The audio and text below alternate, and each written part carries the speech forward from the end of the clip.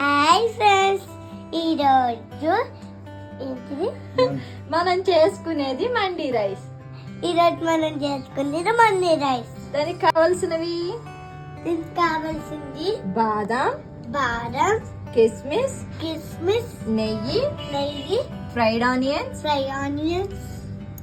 నిమ్మరసం, అల్లం వెల్లుల్లి పేస్ట్, ఎల్లుల్లిపాయ పేస్ట్, మండీ మసాలా, షాజీరా, ఆనియన్స్, మనం చికెన్ స్టాక్, మనం ఆల్రెడీ నానబెట్టుకుని ఉన్న బాస్మతి రైస్.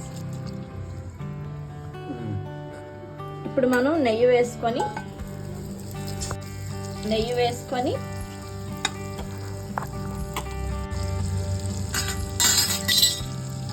బాదం, కిస్మిస్ కూడా ఫ్రై చేసేసుకుందాం.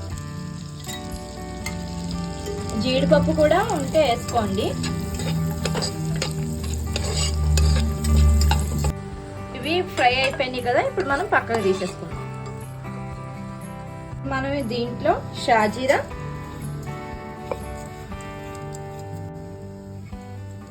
ఆనియన్స్ వేసేసుకుందాం.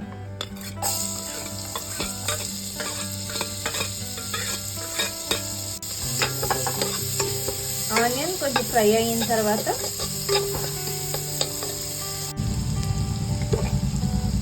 ఇందాక నేను ఇంగ్రీడియంట్స్ లో సాల్ట్ చెప్పడం మర్చిపోయా. ఇప్పుడు ఆనియన్స్ వేసాం కదా, ఆనియన్స్ తో పాటు కొంచెం సాల్ట్ వేసుకున్నాం. అవి కొంచెం ఫ్రై అయిన తర్వాత మనకి కొంచెం ఆనియన్స్ ఫ్రై అయినాయి కదా, ఫ్రై అయిన తర్వాత అల్లం వెల్లుల్లి పేస్ట్ వేసుకుందాం. ఇది కొంచెం ఫ్రై అయిన తర్వాత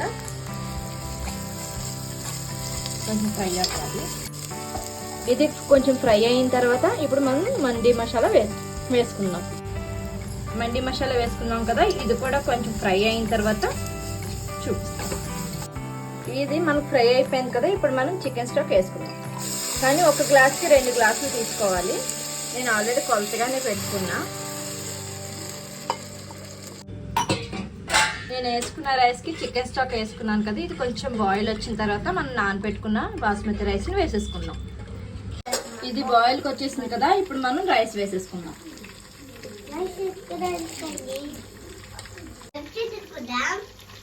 రైస్ వేసేసుకున్నాం కదా, దీన్ని మనం మీడియం ఫ్లేమ్లో ఒక 10 to 15 మినిట్స్ ఆవిరి పెడితే సరిపోతుంది, అయిపోతుంది.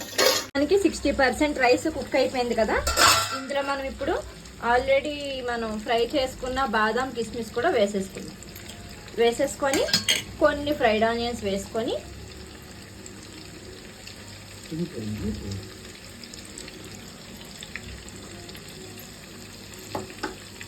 ఒక్కసారి మిక్స్ చేసుకొని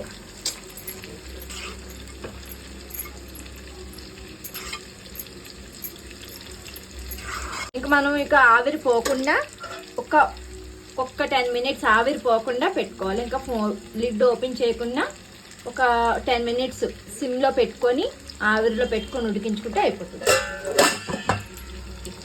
ఫైనల్గా మన రైస్ అయితే రెడీ అయిపోయింది. ఇదే మన మండీ రైస్.